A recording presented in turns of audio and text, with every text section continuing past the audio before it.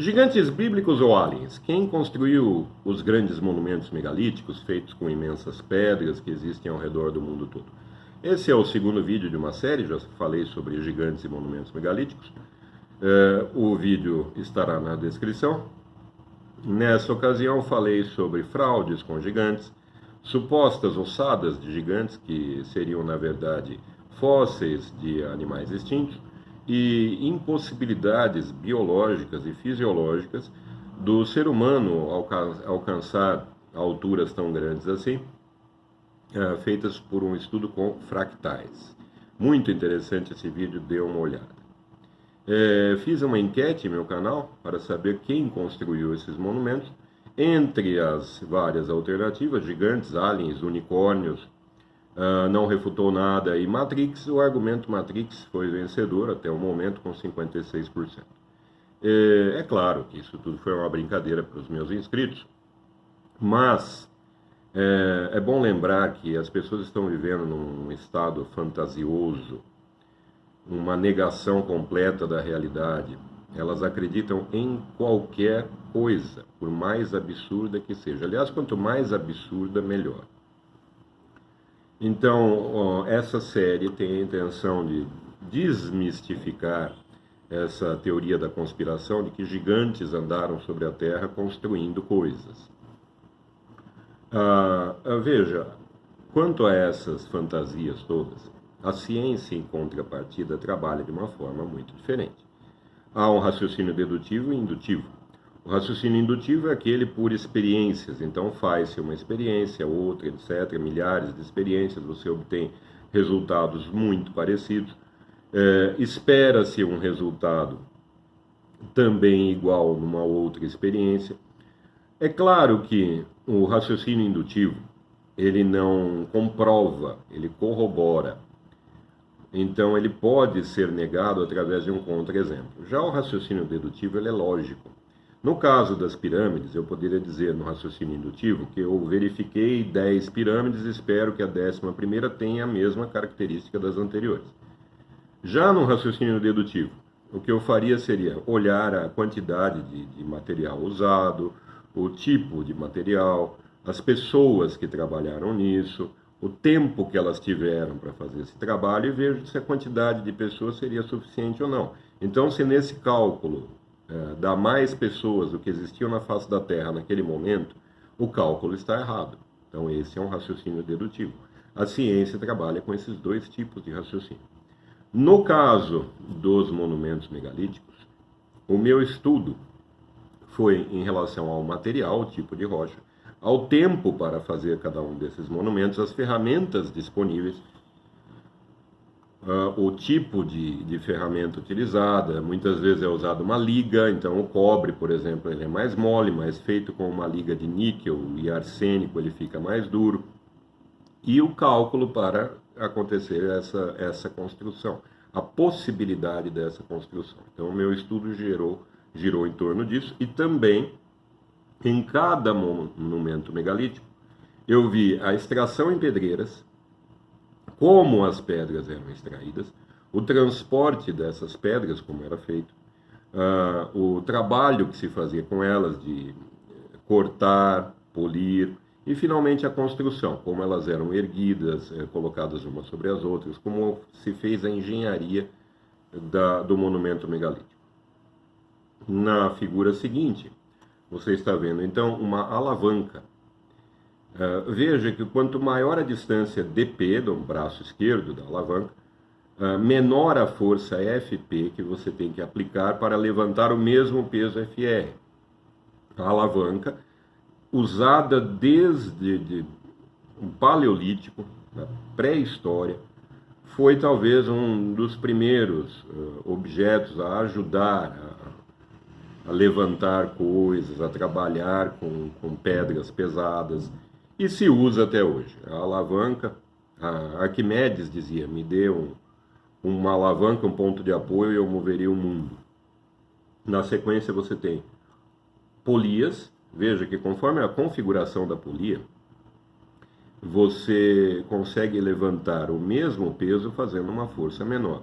Então na figura 1, você tem que fazer a mesma força, um peso de 100 newtons, tem que fazer uma força de 100 newtons. E vai agregando polias, fazendo essas configurações, até chegar na figura 4, que com 4 polias você tem que fazer 1/4 da força.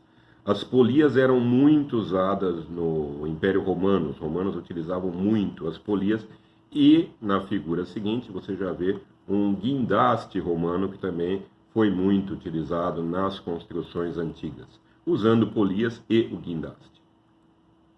Você tem na próxima figura um guindaste também. Repare na pedra que ele está levantando, ela está engastada ali na pedra um fórceps de metal. Dependendo do peso dessa pedra, seriam necessários mais de um guindaste. Na figura seguinte, também o desenho de um guindaste, fica bem nítido aí o uso do fórceps para levantar essa pedra. Então, a energia que se usava antigamente poderia ser energia humana, energia animal, a energia de uma queda d'água e assim por diante. Na figura seguinte, um outro tipo de guindaste na construção de um templo grego. Então, na antiguidade, desde muito tempo atrás, se usam esses maquinários básicos para a construção.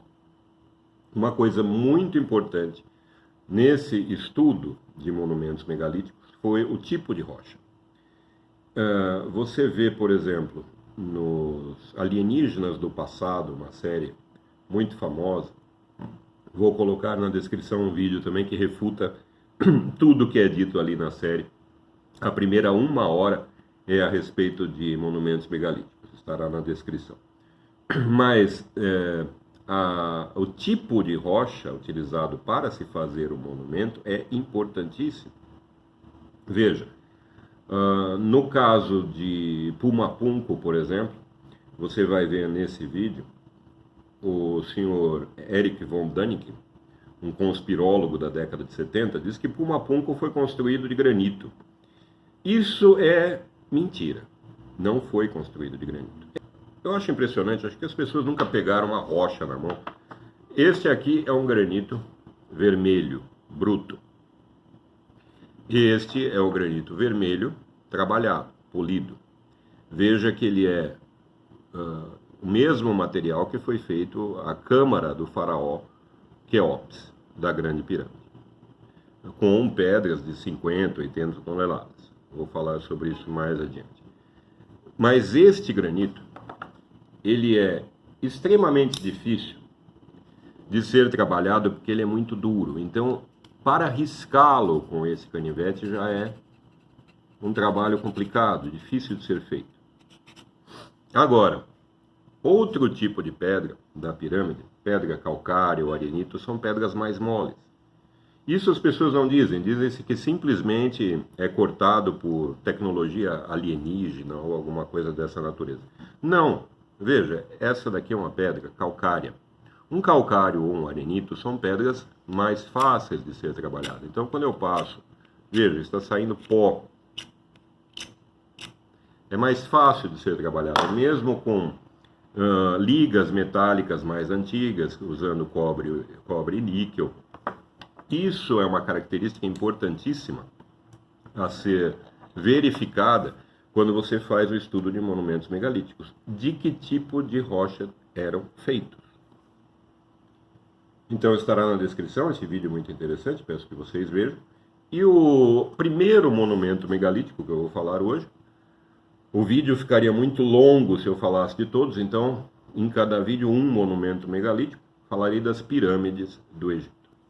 Na figura seguinte vocês estão vendo as pirâmides da planície de Gizé, que com certeza são os monumentos megalíticos que mais inspiraram teorias da conspiração até hoje, tanto no seu significado, seu uso e sua construção. Vamos esclarecer essas questões. Quanto à pedreira, de onde foi tirada 85% do material da pirâmide, ela fica ali muito próxima. Também nas proximidades fica uma vila de trabalhadores, foi encontrada pelos arqueólogos, e eles ficavam ali muito próximo à pirâmide, não eram escravos, trabalhavam exclusivamente na pirâmide, tinham uma vida melhor que a do cidadão comum. A pirâmide de Quéops, a grande pirâmide, ela tem 146 metros de altura, 230 metros de aresta de base, que é um quadrado, e foi feita com 2.300.000 blocos, com uma média de 3 toneladas cada bloco, com exceção da câmara do faraó, que tem blocos de 50 a 80 toneladas de granito vermelho.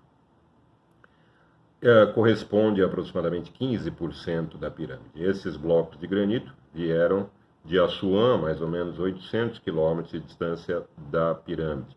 Vieram pelo rio Nilo. Já os blocos menores, eles podem ter sido levados até a pirâmide através de trenós. Coloquei na descrição um link muito interessante para que você veja de um italiano, um engenheiro italiano que estudou muito a construção da pirâmide, o transporte de blocos, e nos estudos dele reparou que seria muito mais conveniente que os blocos fossem carregados em trenós, mas em cima de trilhos de madeira untados em banha de animais. Fez-se um experimento, foram necessárias 12 pessoas para carregar um bloco de 1,5 toneladas na areia, sem nenhum, só o trenó na areia, sem nenhum trilho. Com o trilho untado em banha, 2 pessoas carregaram o mesmo bloco, conseguiram puxar no trenó o mesmo bloco de 1,5 toneladas. Isso você verá no vídeo que está na descrição. Sobre a Grande Pirâmide, ainda uma possibilidade de levar os blocos, é essa figura que você está vendo agora. Seria rolar os blocos presos a essas rodas de madeira ou metal. Eu acredito esse tipo de configuração muito ineficiente para esse tipo de trabalho. Então essa é apenas uma hipótese, uma possibilidade. Você vê na figura seguinte, uma estátua sendo carregada em cima de um trenó, e há uma pessoa bem na frente da estátua que joga um líquido na areia. Então, uma das hipóteses também é que os trenós teriam sido arrastados na areia molhada. Essa técnica de molhar a areia, ela é muito específica, não pode molhar muito nem pouco para conseguir a máxima eficiência nesse processo. Então, quanto ao transporte das pedras, as maiores vieram pelo rio Nilo, e as menores, há essa possibilidade de terem sido transportadas por trenós em trilhos untados, em banha. Nessa figura vocês estão vendo o trenó untado com banha animal, utilizado para carregar os blocos de pedra até a pirâmide. Nessa figura você está vendo as ferramentas usadas pelos trabalhadores das pirâmides, numa liga de cobre e arsênico, que deixa as ferramentas mais duras para trabalhar com essas pedras. Entretanto, existe para a confecção desses blocos da Grande Pirâmide uma outra possibilidade muito interessante, que foi feita por um químico com o uso de geopolímeros, que estará na descrição também uma matéria completa sobre isso, falando sobre a confecção desses blocos em moldes. Então, na verdade, da pedreira eram retirados apenas pedaços, não os blocos não eram retirados de lá, mas apenas pedaços que eram usados para fazer uma espécie de uma massa. Então, as pedras da pirâmide seriam pedras artificiais, no sentido de que uma espécie de um cimento foi feito ali com a pedra calcária. Na figura seguinte, você vê um estudo de microgravimetria da Grande Pirâmide, que foi feito na década de 80, e produziu essa imagem. Veja que já é possível perceber uma estrutura bastante interessante dentro da pirâmide. Na próxima figura, você vê uma foto feita, uma foto térmica feita da pirâmide. Aqui fica bem mais claro que a parte interna da pirâmide, ela foi, em sua construção, foram colocadas rampas internas. A melhor teoria que se tem até agora para a construção da pirâmide é de rampa externa, uma rampa maior, até 1/3 da altura da pirâmide, um pouco menos, para levar os blocos maiores. Depois, rampas externas e rampas internas para completar o serviço. Essa teoria é de um arquiteto francês, Jean-Pierre Houdin, e ele ficou 10 anos estudando a Grande Pirâmide para chegar nessa hipótese. Você vê na figura seguinte, então, como seriam essas rampas internas. Dá para perceber bem ali pelo centro a Câmara do Faraó, com os blocos mais pesados.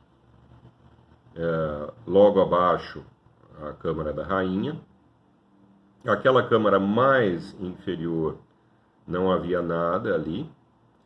E na figura seguinte você vê a construção, segundo essa teoria, de uma rampa externa e depois as rampas internas, até a confecção completa da pirâmide. Um estudo muito interessante foi feito recentemente com o uso de raios cósmicos para um método não intrusivo para verificar se ainda haveria alguma outra câmara dentro da pirâmide. E realmente foi encontrada na figura seguinte, você vê esse grande vazio, seria esse espaço ainda desconhecido da pirâmide, o qual estão sendo feitos estudos. Então, a Grande Pirâmide. A melhor hipótese de construção é a do arquiteto francês, Jean-Pierre Houdin, que propôs essas rampas internas. O transporte de blocos, o rio Nilo para os blocos maiores, que vieram de Assuã, e os blocos menores podem ter sido carregados por trenós em cima de trilhos untados ou apenas pedaços do material da rocha para que seja feito um geopolímero, uma espécie de cimento colocados em moldes. Essa ideia é muito interessante, ele chegou a essa conclusão através de estudos das rochas, dos blocos da pirâmide, a verificação que os fósseis eles não estavam estratificados como deveriam estar em uma pedra natural, mas estavam numa disposição que indicava uma desordem, que indicava que poderia ter sido feita uma massa com aquele material. Estará na descrição, então, esse artigo sobre geopolímeros. Joseph Davidovits é o químico que propôs essa ideia.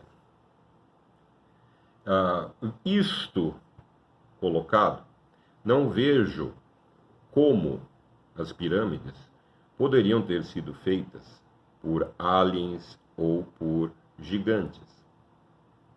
Então você tem aí as várias características, possibilidades, estudos, entre um total absurdo e algo que tenha racionalidade na construção de qualquer monumento megalítico, deve-se escolher a razão. Talvez um dia ela ainda vença. No próximo vídeo, vou falar de outros monumentos megalíticos. Até a próxima.